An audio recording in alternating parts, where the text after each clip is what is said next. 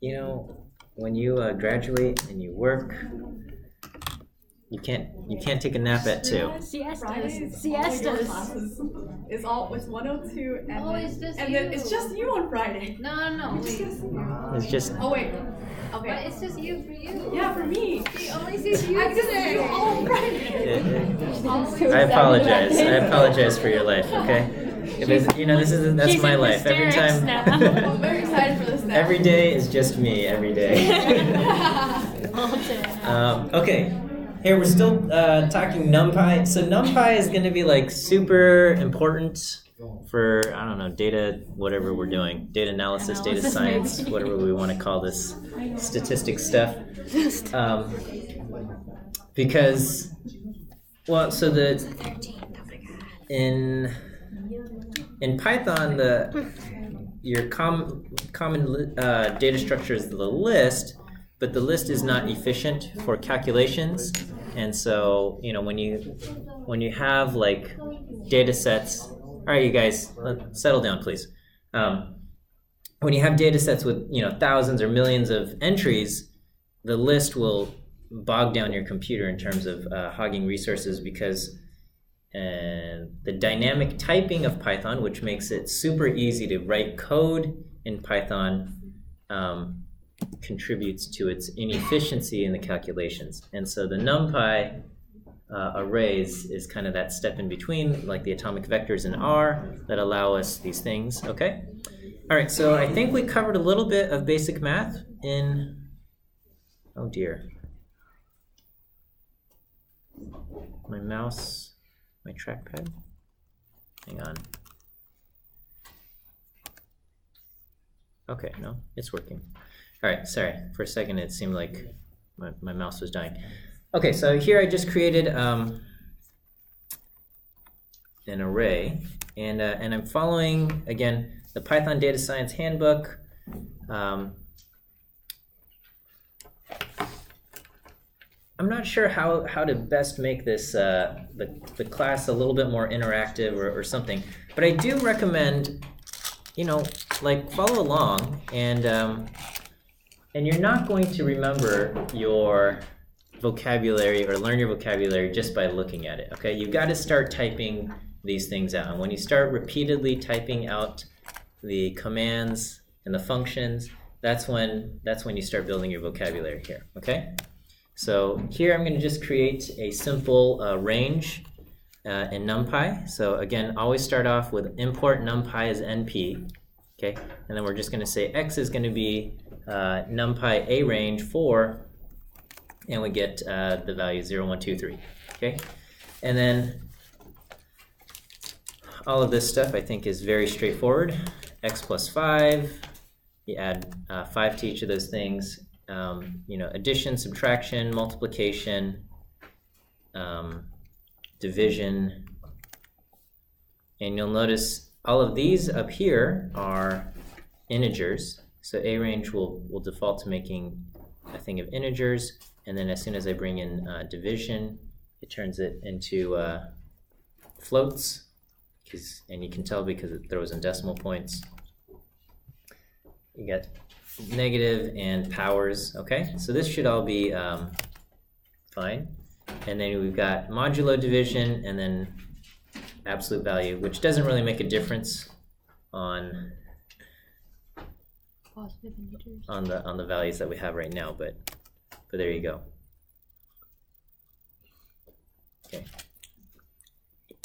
Okay, we also have trig functions, which can be useful. All right, so here I'm doing NP linspace for linear spaced values from 0 to pi, and we want 3 of these values. So this will be 0, pi over 2, and pi. And so if you ask for the sign of that, it gives you 0, 1, and pretty much 0, okay? As close as we can get to 0 with floating point precision. And then we have cosine of 0, pi over 2, and pi, and we get 1, 0, and negative 1, okay, or as close as we can to get negative 1. And then over here with theta, we get 0 something like infinity. It's not not actually infinity, but a very big number, and then 0. Okay.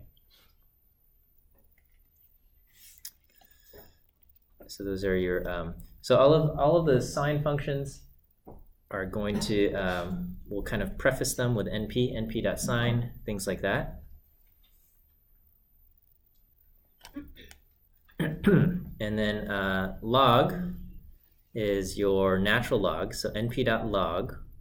So if I have the values 1, 10, and 100, this will give us natural logs, and then log 10 will be your common log. And then you can, I think there's log 2, if, I don't know, for some reason you need to do that. All of these things, the most important thing is you just type in NumPy math, okay? And this will tell you like a bunch of these things, right?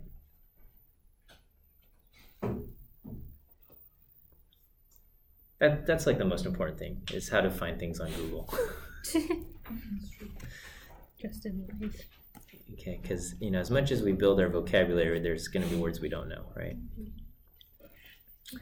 All right, and then okay, we got aggregate functions, and we're familiar with these. So aggregates are basically you take a bunch of numbers and you turn them down into one number, right? So things like sum, mean, I don't know, whatever, standard deviation, those all count as aggregate. We call them summary statistics, right? Because they just take a bunch of things. Now, Python has summary functions or these aggregate functions built in, such as sum, okay? But then NumPy has its own version, np.sum, okay? And the NumPy versions are faster.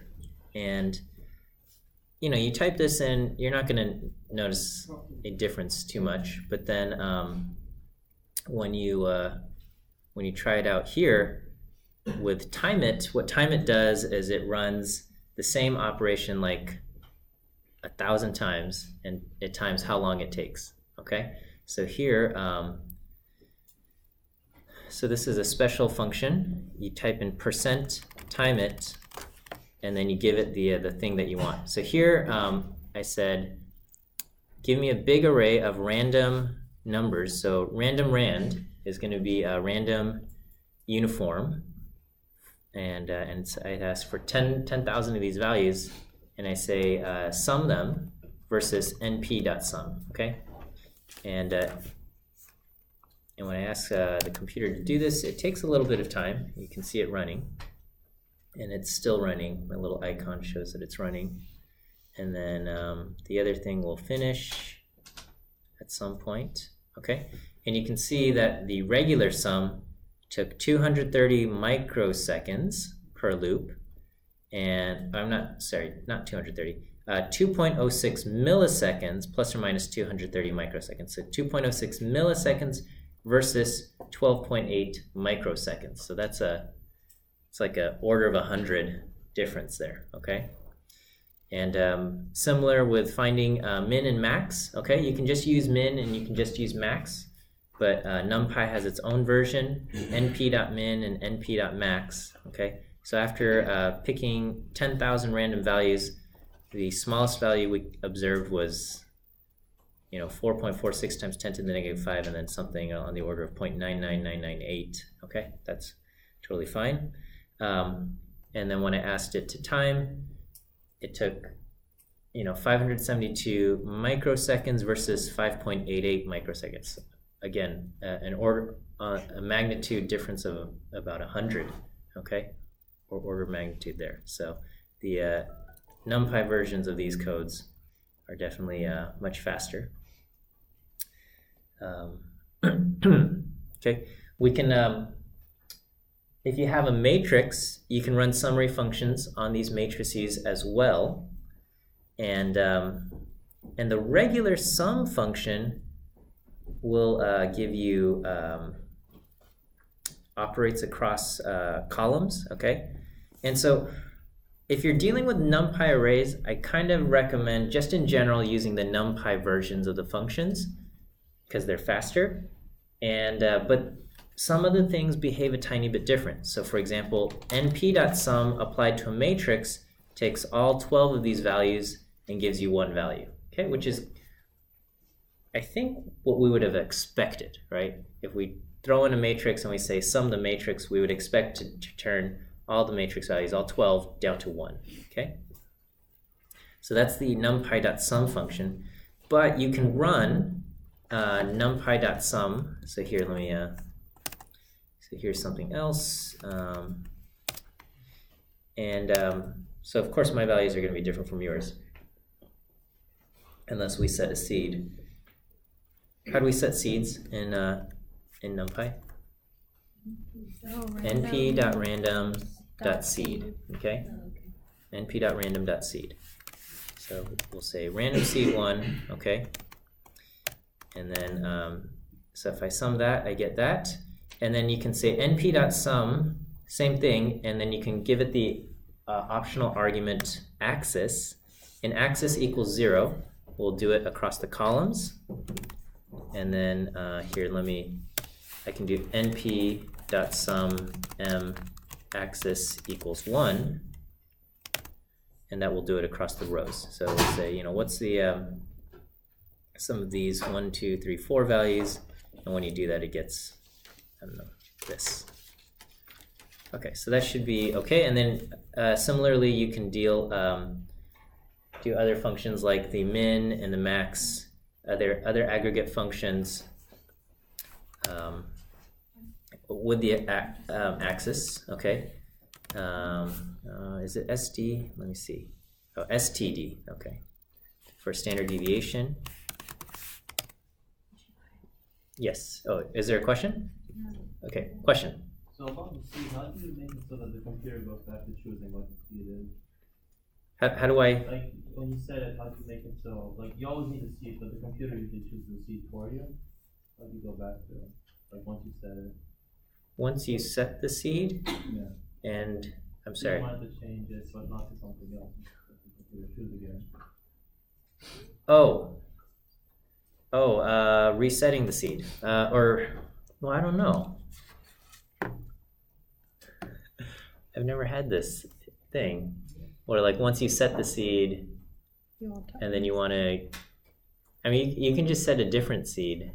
I mean, every time you started the computer, I don't know, it uses something to decide what its seed is, and I actually have no idea how the computer decides what seed were you doing. Yeah. Does the seed once set remain constant throughout, or like all the subsequent ones kind of follow off of that? So the way a seed works is it just kind of, it's like picking a starting point, because the random algorithm, it starts somewhere and it follows instructions. So it's not truly random, it's pseudo-random. It just follows instructions and it bounces around and it gives these different values, but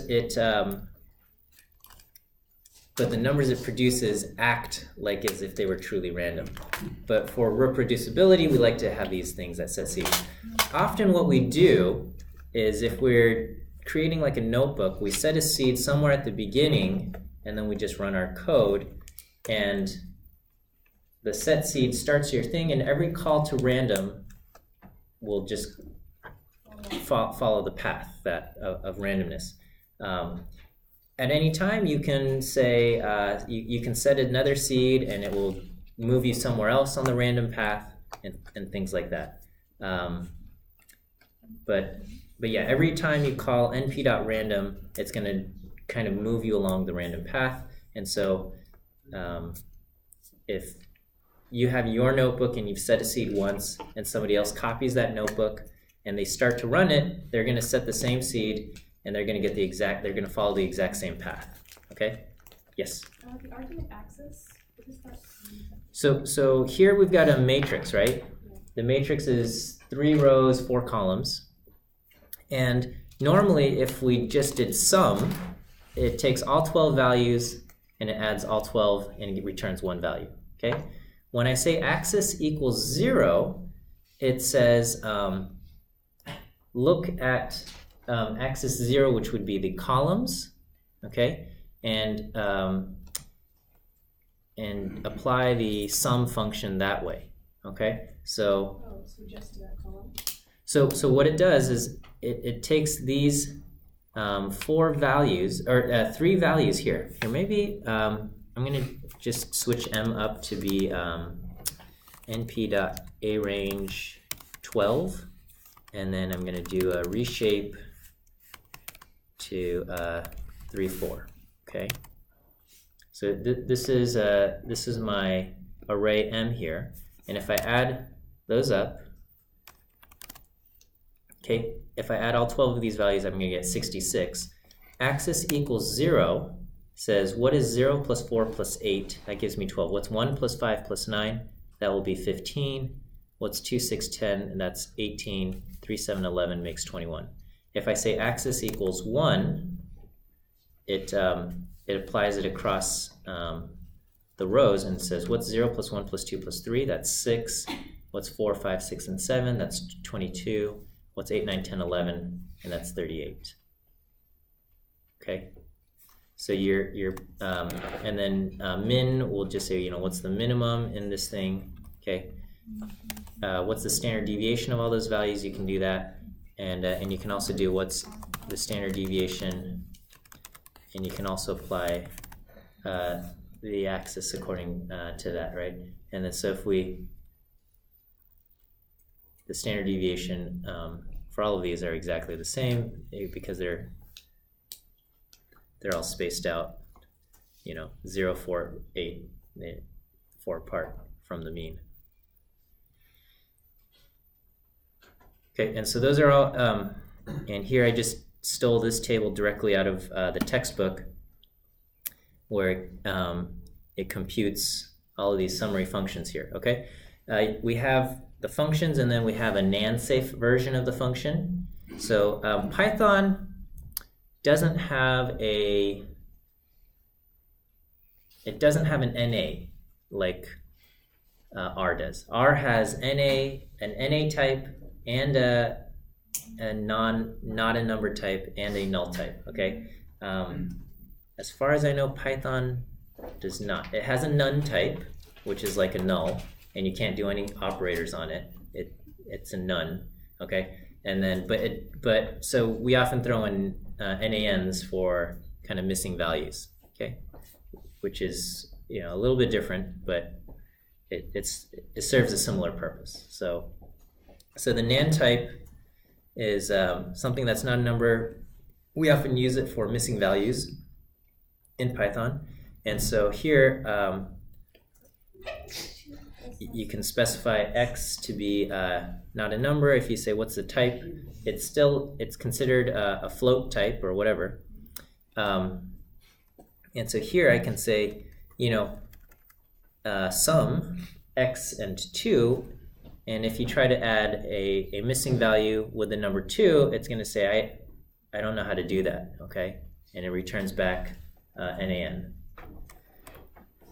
You have the NaN-safe version, okay? And so you can do NaN sum, and basically this says anytime you come across a missing number, ignore it and do the operation on the thing that you can do, okay? So it's kind of like, so in R we have the equivalent of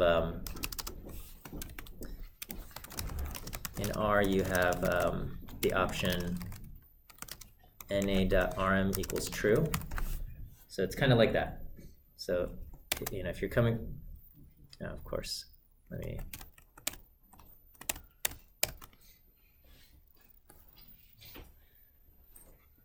So that's what we have, okay?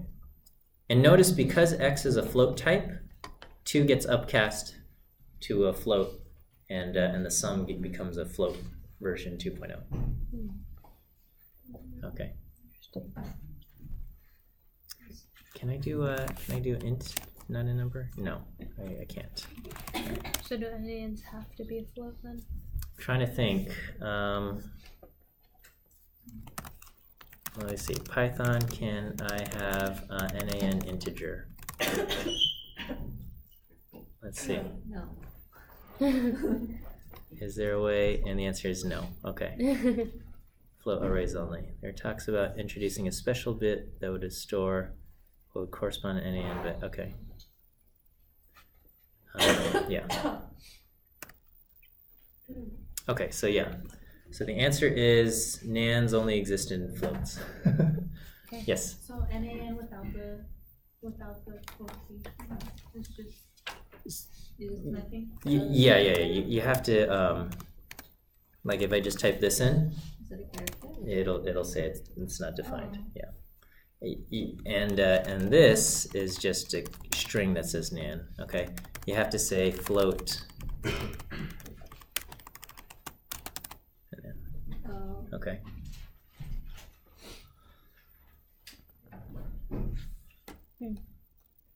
I mean, you can do what is it? INF for infinity. Okay. And then so if I say y equals infinity, I could do like y divided by y. Oh no. So if I say what's y divided by y, it'll say it's not a number, right? Whereas if you did something like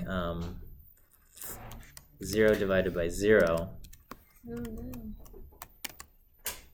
it gives you a zero division error. Okay, so this breaks the rule. Okay, you can't do 1 divided by 0 either. Or 0 divided by y? No. 0 divided by y would be 0. 0. That we can do. Okay. And a float. Y minus y. Whoops. You know what happened? 0. Those are 2. Yeah. It was 2. huh. 2. Okay. Yeah. So these are you can't. So. But anyway, all right. Python has something called broadcasting. Okay. It's kind of like recycling values in R, but not really. And it only works when the dimensions are compatible. Okay. So here I've got an array 1, 2, 3 for A, and B is 4, 5, 6. And if I say do A plus B, it goes element wise, and it says 1 and 4 is 5, 2 and 5 is 7, 3 and 6 is 9. No problem there, right? That's totally expected. Okay. If I say C is an array 7 and 8, and I do A plus C, then it says I can't do that because you got 1, 2, 3, and then a 7 and 8. I don't know how to add this. Okay. In R, you would do this, and it would recycle the 7 around, and it would throw a warning and say, I don't know if this is what you wanted to do, but I did it anyway. Python says, I don't think this is what you want to do, and I'm going to cry. Oh. And so that's what happens there. Okay. Here, if I have the vector A, not vector, one-dimensional array A, 1, 2, 3, and a matrix full of ones. Okay, this is 3 by 3.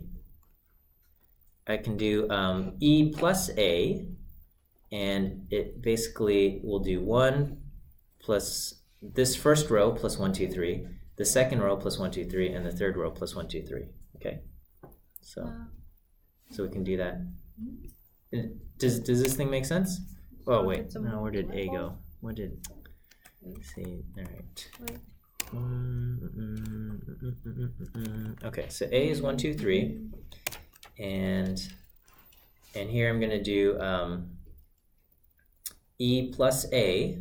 Okay, and so it's taking this row 1, 1, 1, and it's adding 1, 2, 3. Okay, and it broadcasts the A. So even though A is a one-dimensional vector, it broadcasts to all 3 rows in the matrix. Is that okay?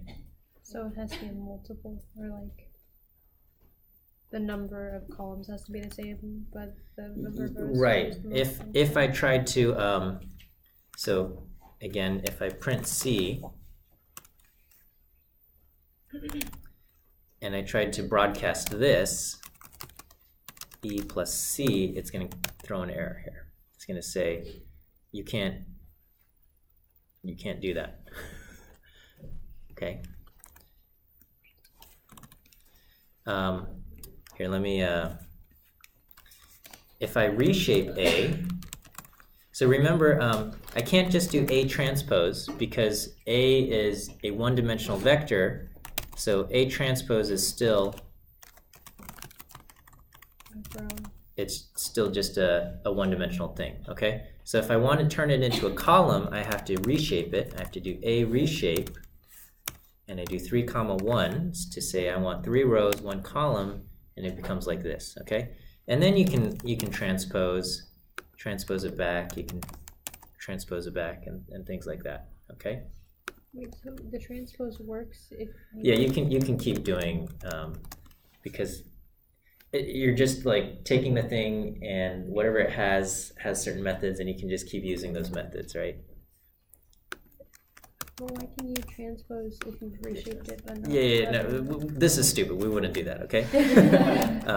So here I just took the A and I reshaped it to this, and it's now a column, okay?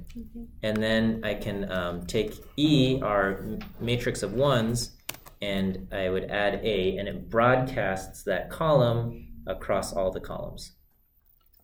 And that's what we have. Okay.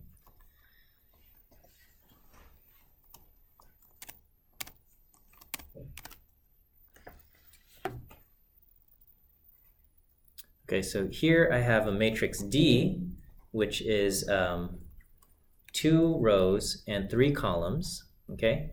And so I can add A, which is a one-dimensional thing, and it'll broadcast it across the rows. I can take C, 7 and 8, and if I try to add that, it's going to throw an error. But if I reshape C to be a column, and now that it matches, it's a column with 2 rows, it'll broadcast that.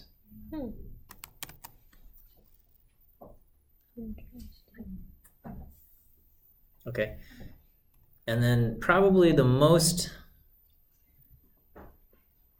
surprising, but it's not surprising once you get used to it, but the one that might feel most surprising is that you can broadcast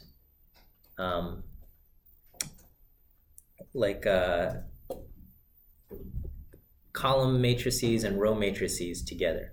So here E is a column, one column, 3 rows.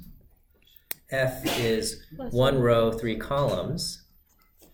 I can even make it 4, just for illustration purposes. Okay, so E is 0, 1, 2 in a column, and F is 0, 1, 2, 3. And if I add those together, it broadcasts the rows into the columns and the columns into rows. And so it's basically doing 0, 1, 2 added to the 0, and you get 0, 1, 2, and then it goes 0, 1, 2 added to the 1, and it goes 1, 2, 3, 0, 1, 2 added to the 2, and it goes 2, 3, 4, and 0, 1, 2 added to the 3 to 3, 4, 5. Okay, this is probably the most surprising operator. Okay, I think these ones are probably they make sense. Okay, they broadcast a compatible shaped row or compatible shaped column across a matrix.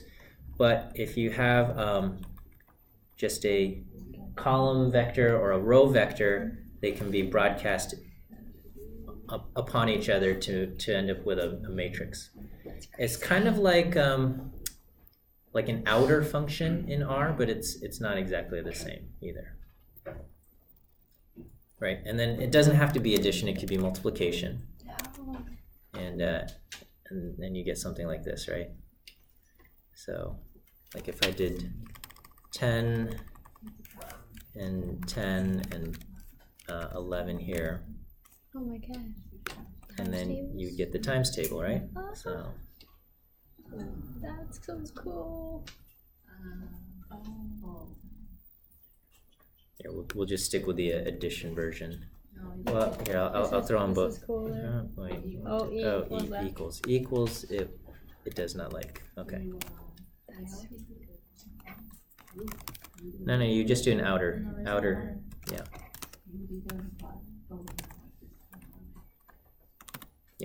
So in R you have an outer function, and it does it the same. All right, is that okay? I don't know. Okay, and then this part, if you're coming from R, this should be very like easy to understand. Okay, so you know here I've got this NumPy array 0 through 5. Okay, A range 6, and you can just say, you know, is x less than 3, and it'll return back Boolean operators, right? So x less than 3, true, true, true for 0, 1, 2, and then false, false, false for 3, 4, 5. Okay, is x greater than or equal to 3? That's the complement of that. So it's false, false, false for 0, 1, 2, true, true, true for 3, 4, 5. Okay, and then you can say, you know, is it equal to or whatever. So it's false for everything but that. And once you have kind of the Boolean array, you can use that to subset the original array. So you can say x and then square bracket, and then you feed it the Boolean thing, and then it will return values where it's true, and it will not return the values where it's false. Okay. Wait. Oh.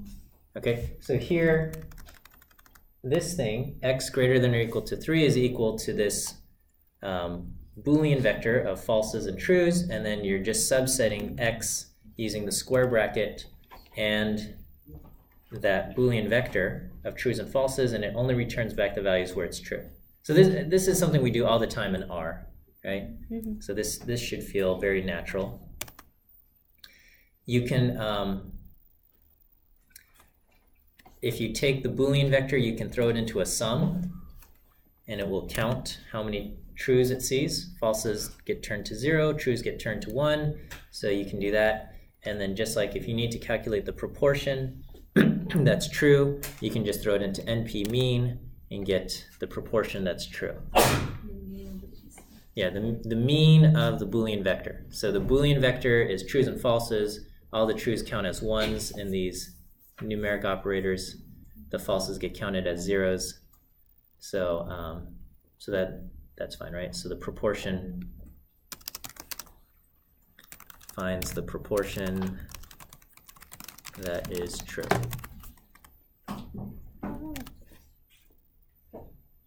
Is that working for you guys? Mm-hmm. Okay.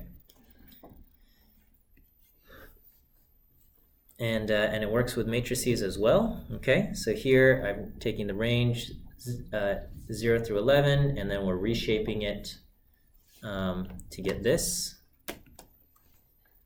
Okay, and then we can ask which values are greater than or equal to 6, and so that's going to be false for 0 through 5 and true for 6 through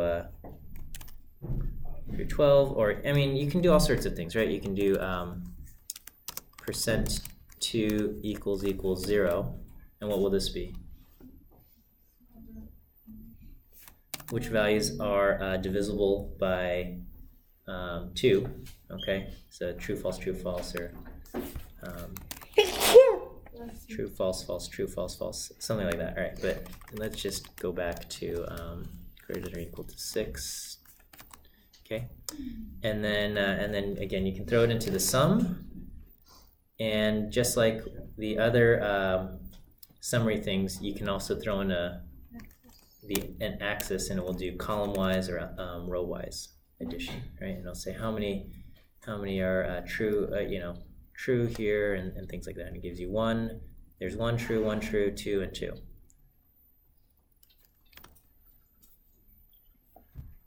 So that's kind of neat. Okay, and then I think we're familiar with the with these things. The only one that's probably different is the Bitwise Knot, which you use the tilde for. Okay, so here A is going to be a Boolean vector of trues and true, false, false, and then B will be true, false, false, and then you can do and A and B, and it will compare them.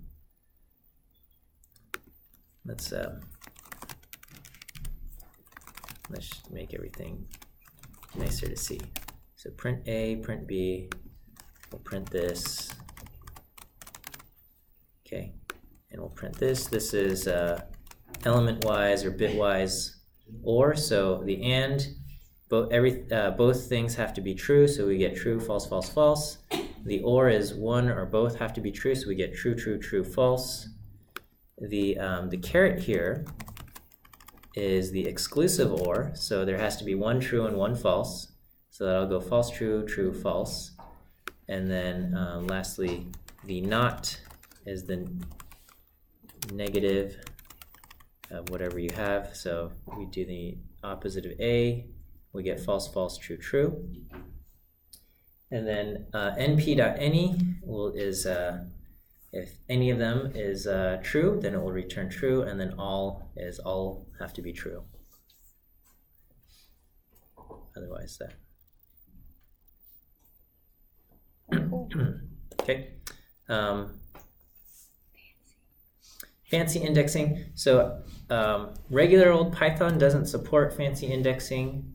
You can do slices, and that's about it. Okay, if you want to get like certain values out of a list.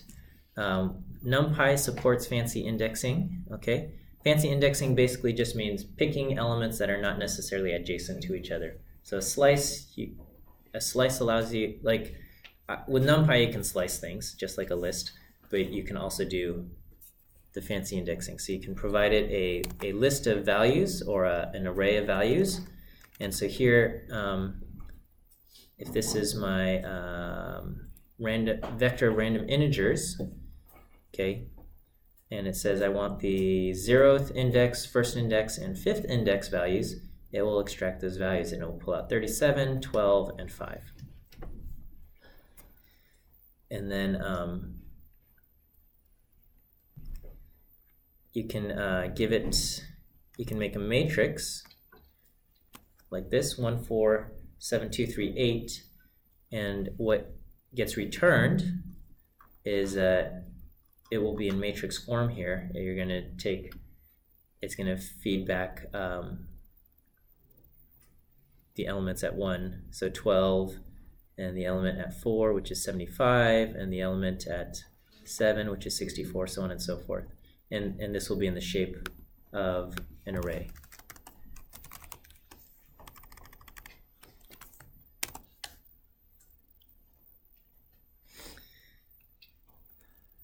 Okay, and then and so if I have just another matrix that's 3 by 4, I can specify which rows and which columns I want, kind of like this, and it will work. So give me the element that's in row 0, column 2. So that will be 2. Give me the element in row 1, column 1, which is this. Okay, row indexed at 1 and column indexed at 1. Okay, and that will be element 5, and so on and so forth, and you'll get element 11. You can look at there's more examples in the textbook, in the data science handbook. This is all in chapter 2 and NumPy stuff. Okay.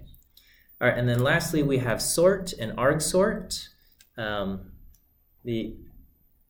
In R you have sort, and then in R you had order. Do you remember the order function? And that's pretty much their equivalents in NumPy. So here, if I just shuffle the values 2, 4, 1, 3, 0, okay, so here I got A range, which is going to be values 0, 1, 2, 3, 4, and then np.random.shuffle x modifies x by shuffling them, and that's what we get. X.sort sorts x, okay, and so it rearranges them 1, 2, 3, 4. So notice that these are the arrays are mutable in that when I do x.sort, it actually changes x. It's not what is this, how do you sort x, and then you have to capture that output. That's something in R, that's what we have to do. Everything you put into the function and it runs it and it spits out basically a copy, but it doesn't modify the original thing. In Python, you say x.sort and it will sort x, and x is now forever sorted. You can't undo that operation. Okay. And over here, I've got the values 5214, and I can say arg sort, and this will say this is the index of the values if you want to put them in order from least to greatest. Okay, so if you wanted to go from least to greatest, you'd take the one at index 2, then the one at index 1, then the value at index 3, and then the value at index 0. And thus, if you say D is the result of arg sort, and then you say Y, D, then it will sort it. Okay, so y.arg sort does not sort Y. Okay, it just tells you the indices, right?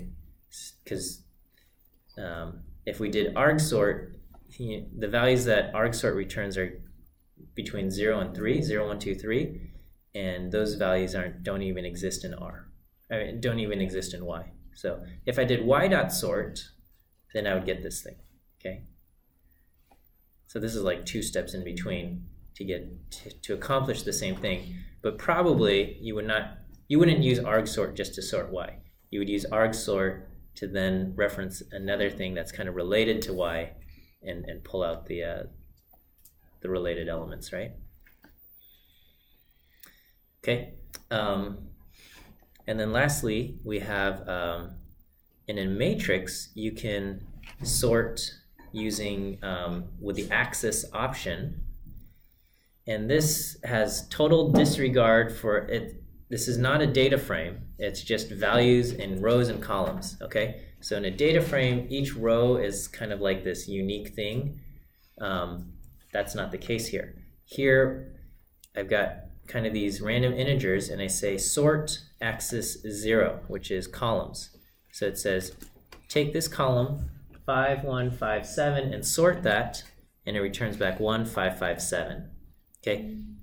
Take this column of values 8, 7, 2, 9 and sort that, and it gives you back 2, 7, 8, 9, and all sorts of stuff here. Okay.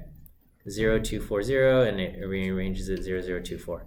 If you say axis equals 1, then it takes this row 5, 8, 9, 5, 0, 0, and it sorts that row 0, 0, 5, 5, 8, 9. Okay, so if there is a relationship between these values in this row, np.sort with the axis breaks all of those relationships, and it just says I've sorted each column separately.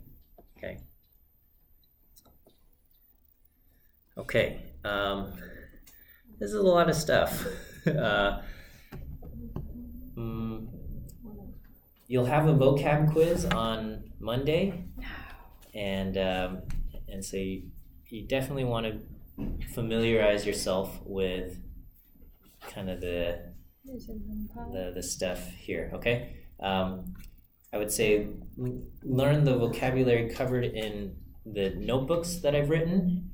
And I would say I'll draw my test material from there rather than from data camp. Okay, so I know I'm assigning homework from data camp, and I think it's a useful thing, but as far as the vocabulary that you'll be tested on for the quiz, it'll be vocabulary coming from the notebooks. Okay, and I think the best way to learn this stuff, especially in the beginning, is just you can look at my notebook, create another notebook in another window, and then just start typing some of the code you see, and then just play around with it. See what happens if you change the numbers, see what happens if you do something else.